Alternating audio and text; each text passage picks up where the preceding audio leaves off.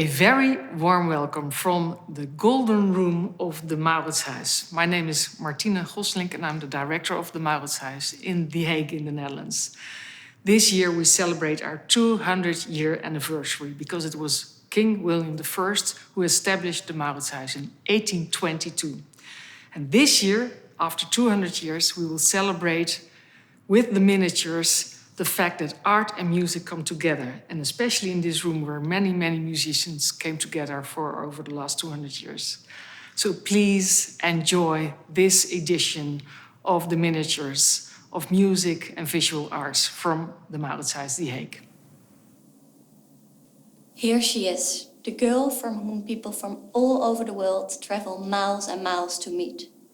She looks at us straight over her shoulder, as if it was us who took her out of her concentration. And there, in her ear, we see the most famous pearl in art history. The funny thing about that pearl is that it's way too big to be a real pearl. It probably was a piece of jewelry made out of painted glass, but even more likely, its size sprung out of Vermeer's imagination. The painting also looked differently when he completed it. Recent research has shown that there used to be a green curtain behind her that faded over time. The most frequently asked question about the girl is, who is she? And we all really would like to know. But Vermeer painted her as a tronie, not as a portrait.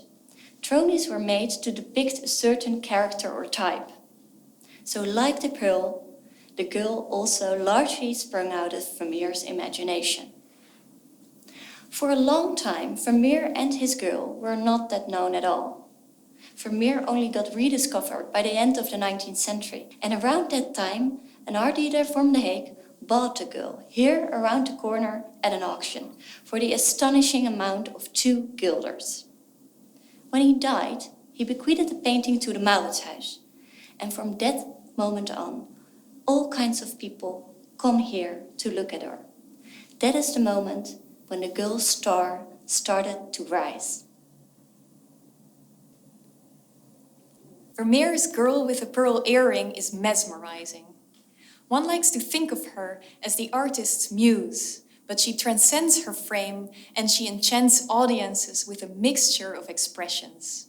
A prominent one of which, I think, is the expression of doubt.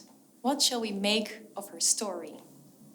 It leads us to Russian composer Mikhail Glinka, who is said to have been mesmerized by a soprano whose love he doubted. His feelings are expressed in a song he wrote, based on a poem by Nestor Kukolnik, titled Doubt. It is here arranged for violin, cello, and harp, and it beautifully voices his enchantment. The pearl itself, glittering in many colors, is a pleasure to behold.